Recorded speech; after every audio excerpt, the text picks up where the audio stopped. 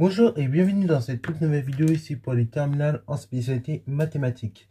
Dans cette toute nouvelle vidéo, je vous propose tout simplement de faire quelques petits rappels autour de la trigonométrie, ok? Donc quelques petits rappels autour de la trigonométrie que vous avez vu normalement en classe de première et un petit peu en seconde, pour bien aborder ce chapitre, ok? Alors oui, on va donc refaire la trigonométrie. Vous allez me dire pourquoi c'était pour le programme du bac? Je sais pas, c'est pas moi qui fais le programme tout simplement. Et donc oui, il y a beaucoup de choses, vous allez voir dans le chapitre on va refaire, que vous avez déjà traité l'année dernière, voir un petit peu en seconde. Et vous allez voir, on va approfondir un petit peu plus par rapport à l'année dernière, notamment sur la partie fonction trigo, que l'on va retravailler dans un second temps. Ok, là j'ai pas mis dans les rappels. Là vraiment dans les rappels, on va revoir juste les choses de base en fait. Ok. Alors première chose, on va parler du repérage sur le cercle trigonométrique. Ok. Donc le cercle trigonométrique, donc je vais vous le tracer dans un premier temps et vous allez pouvoir voir à quoi il ressemble. Donc tout bêtement, c'est un cercle en fait.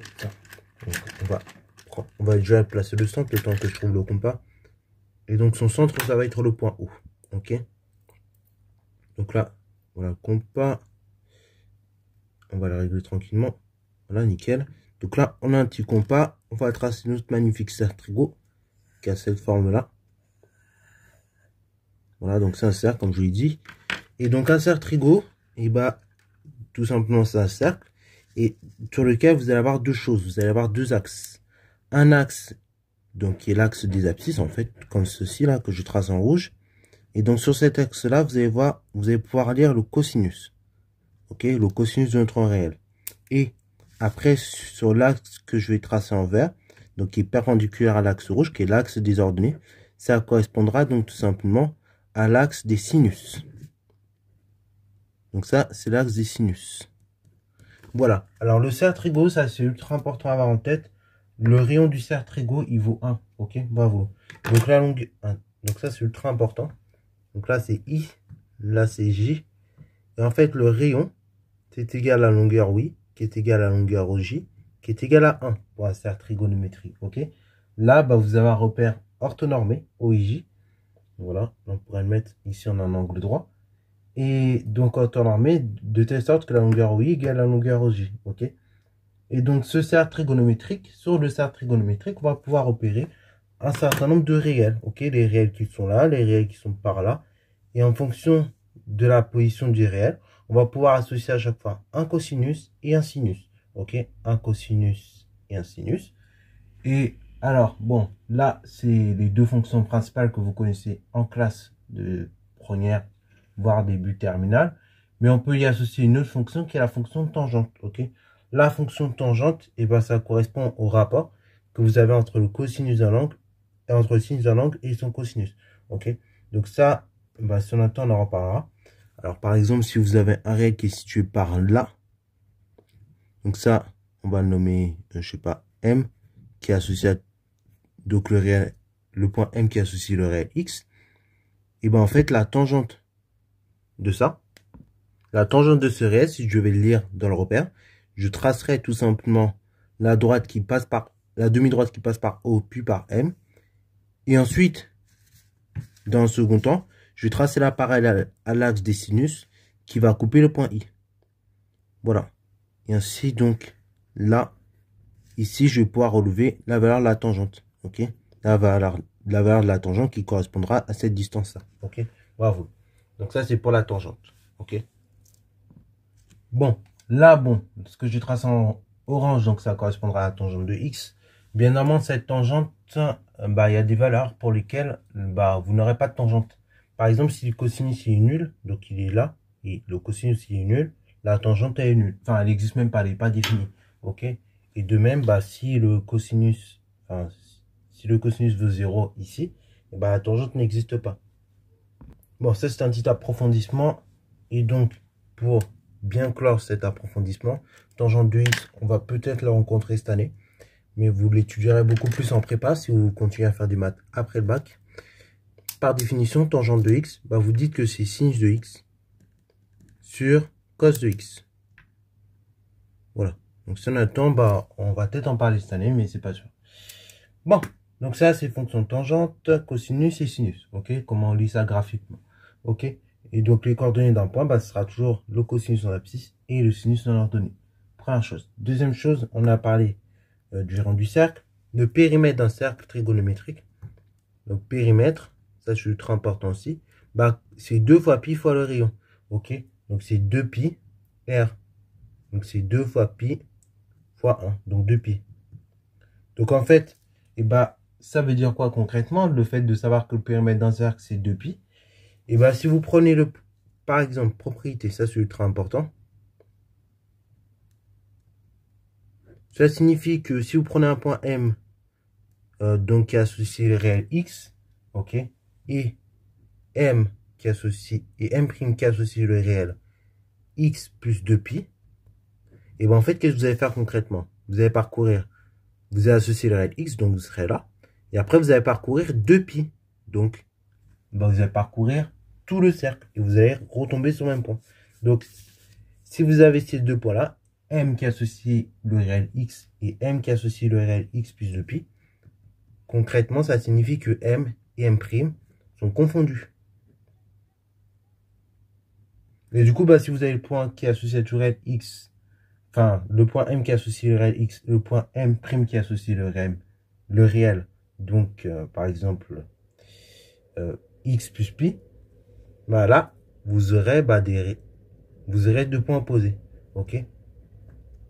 Donc, M' qui associe X plus pi, vous aurez M et M' bah, opposés. Autrement dit, donc, ils sont symétriques par rapport à O.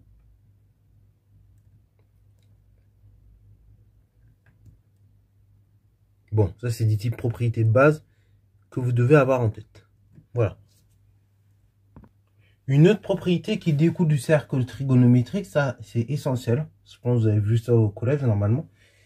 Donc ça découle du cercle trigonométrique. C'est que donc pour la démontrer, là on va pas le faire dans cette vidéo, mais vous pourrez revoir les vidéos que j'ai faites en seconde ou en première sur le thème. Donc c'est de dire que cosinus au carré de x plus sinus au carré de x, ça fait 1. Et ça c'est une propriété essentielle dont on se sert énormément en trigonométrie pour faire des calculs divers et variés. Ok, donc ça c'est bien à connaître. Ok, et ça peut vous aider vraiment à vous débloquer de beaucoup de problèmes. Ok, ça peut notamment vous aider à trouver justement la valeur de x que vous recherchez tout simplement. Ok, donc ça par cœur, vous devez bien la connaître cette petite relation. Ensuite, donc une fois qu'on a posé tout le cadre cosinus sinus, ok, qu'on a posé le cercle trigonométrique, maintenant on va parler d'angle remarquable. Ok, donc là pour gagner du temps, je vais vous projeter à chaque fois des captures écran. Pareil, ces valeurs-là, il faudra les apprendre, ça va vous aider dans beaucoup d'exercices. Ok, donc les valeurs remarquables des angles, pour sinus et cosinus, en vrai, pour les retenir, vous pouvez juste les retenir sur l'intervalle restreint parce qu'après, et en réalité, par symétrie ou par comment dire, par symétrie ou par changement de signe, vous pourrez retrouver à chaque fois les bonnes valeurs. Ok. Donc, par exemple, donc vous pourrez retenir seulement sur l'intervalle 0 pi sur 2. Ok. Et après, par symétrie ou changement de signe, vous pourrez retrouver facilement les différentes autres valeurs. Ok. Donc, du coup, première chose, entre 0 et pi sur 2. Déjà, on va commencer par 0 et ensuite pi sur 2. Pareil, là, je précise, on travaille en radian. Ok. Donc, 0, pi sur 2, à chaque fois, ces angles sont en radian. Donc, 0 degré radian, le cosinus, on peut le voir rapidement sur mon petit cercle là, que j'ai dessiné. 0 pi radian, le cosinus il vaut 1. Ok. Et le sinus il vaut 0. Ok. Ça, c'est pareil logique. Et donc, quand on a pi sur 2 radian à 90 degrés, le cosinus vaut 0 et le sinus vaut 1. Ok. Voilà. Ça, c'est la premire chose. Ensuite, deuxième chose, on va se passer à la moitié, à pi sur 4. Alors, pi sur 4, ça équivaut à 45 degrés. Donc là, je crois que ça doit être ça à peu près. Voilà. Donc pi sur 4, c'est à peu près ce que j'ai tracé. Donc pi sur 4, 45 degrés. Alors pareil, petite astuce aussi. Bon, je diverge un petit peu, mais c'est pour montrer une petite chose de la vie pratique. Si vous ne savez pas comment couper une feuille de papier à 45 degrés, en fait, il suffit de tracer un petit carré. Si vous arrivez à tracer un petit carré, c'est super. Et en traçant un petit carré, vous allez tout simplement couper par la diagonale. Et en coupant par la diagonale, vous formez un angle de 45. Voilà, fin de la parenthèse.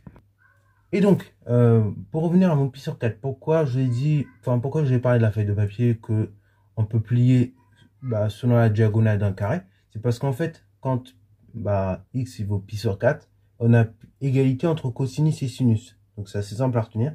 Lorsque on a pi sur 4, pour un angle de pi sur 4, le cosinus est égal au sinus, et donc ça vaut racine carrée de 2 sur 2. Ça, je pense, si vous faites maths experte, cette valeur, vous l'avez en tête. Parce que en maths experte, justement, quand on travaille sur les complexes, notamment la forme exponentielle, et il nous faut absolument l'argument de l'angle, ok? Enfin, l'argument du complexe. Et donc, pour avoir l'argument du complexe, ça revient à avoir l'angle, tout simplement. Ok? Bon, ensuite, on a les deux cas un peu compliqués, mais il faut bien s'en souvenir aussi. C'est lorsqu'on a pi sur 3 et à pi sur 6, ok? Donc, lorsque l'angle il vaut pi sur 3, et dans ce cas-là, ce sera tout simplement le cosinus qui sera plus grand que le sinus, ok? Faut retenir que sur 0 pi sur 2, le sinus il va faire que grandir. Et pour le cosinus, c'est l'inverse. Donc, sur 0, enfin, pour un angle de 30 degrés, pi sur 6, le cosinus du coup il va valoir racine carrée de 3 sur 2 et le cosinus et le sinus il vaut moins 1,5. Ok? Et pour un angle de pi sur 2, de pi sur 3, du coup, le cosinus il va valoir 1,5 et le sinus il va valoir racine carrée de 3 sur 2. Ok? Voilà, donc ça c'est les types de propriétés comme ça qu'il faut avoir en tête. Et après, donc, pour tous les autres angles, vous allez les retrouver par, comme je l'ai dit, symétrie ou par opposition. Ok? Parce qu'en effet, quelques petites propriétés qui peuvent servir aussi sur les cosinus et les sinus, c'est les propriétés sur les angles associés. Ok? Donc, bon, il y a des propriétés basiques, hein, comme pour le cercle trigonométrique. Par exemple, si vous faites cosinus de x et cosinus de x sur de x plus 2pi, vous allez retomber exactement sur le même angle, ok? Si vous faites sinus de x et sinus de x sur 2, vous retombez sur le même angle. En revanche, si on fait sinus de x plus pi et sinus de x, là, du coup, ça sera opposé, les deux valeurs. C'est-à-dire que dans ce cas-là, sinus de x est égal moins sinus de x plus pi, ok? Voilà. Puisque pi, en fait, c'est 180 degrés, donc vous en aurez un qui est là, et vous en aurez un qui est là, par exemple, ok? Donc là, pareil, je vous mets la petite diapositive avec les petits schémas. Du coup, de même pour le cosinus, hein, si vous faites cosinus de x et cosinus de x sur 2 de x plus pi, vous aurez deux valeurs opposées. Donc, ça fera que cosinus de x égale moins cosinus de x plus pi. Ok? Donc, ça, c'est une deuxième propriété que vous devez avoir en tête. Après, donc, on commence à rentrer dans les propriétés les plus compliquées. Donc, c'est notamment avec pi sur 2. En fait, ce qu'il faut savoir, c'est que la fonction cosinus et la fonction sinus, elles ont un décalage de pi sur 2. Ok? Voilà. C'est-à-dire que, par exemple, si vous voulez avoir le sinus de là, ok, voilà, et en fait, ça équivaudra à avoir le cosinus de x moins pi sur 2. Ok, voilà. Par exemple, je prends l'exemple. Si vous avez le sinus de 90, donc pi sur 2, qui vaut 1, et pour que vous ayez 1, il faut que vous fassiez sinus de pi sur 2 moins pi sur 2. Et donc, vous aurez cosinus de 0 qui va valoir également 1. Donc ça, c'est une première propriété à savoir. Si vous avez sinus de x moins pi sur 2, ça fait cosinus de x. Ok, voilà. Ça, c'est dû au fait que la fonction sinus et la fonction cosinus, ils ont un décalage de pi sur 2. De façon réciproque, du coup, si vous voulez avoir le cosinus à partir du sinus, si vous voulez avoir un sinus à partir du cosinus, vous dites que sinus de x, c'est quoi? C'est cosinus de x plus pi sur 2, ok?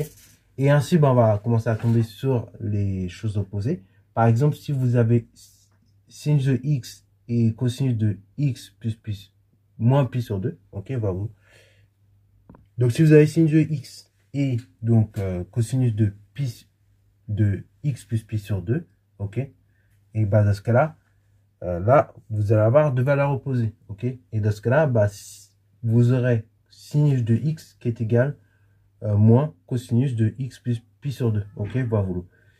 Et donc ça, voilà, c'est les propriétés un peu essentielles qu'il faut savoir là-dessus. C'est les propriétés sur les angles associés. Et pareil, ça peut vous aider éventuellement pour faire certaines démonstrations, en particulier pour démontrer, bon, on n'en parlera pas dans cette vidéo, ne vous inquiétez pas, mais pour démontrer toutes les formules d'addition, en particulier en trigonométrie, ou encore ou encore toutes les formules de duplication. Là, pareil, si vous avez fait maths expert, vous savez de quoi je parle, puisqu'en effet, en maths expert, on en parle aussi. Ok, bravo. Mais bon, pour ceux qui vont faire des études de maths derrière, c'est bien sûr de le savoir. Ok, voilà. Donc, bah, c'est tout pour cette vidéo. Voilà. On va pas rappeler beaucoup de choses. Là, j'ai vraiment rappelé la petite base qu'il faut savoir au niveau de la trigonométrie pour bien démarrer le chapitre. Après, bah, petit à petit, on va bah, poser les bases et comme ça, vous serez à jour sur ce chapitre. Voilà, donc c'est tout pour cette vidéo. J'espère qu'elle t'a plu. Si c'est le cas, n'hésite pas à liker, commenter et bon, je te en mathématiques et en sciences.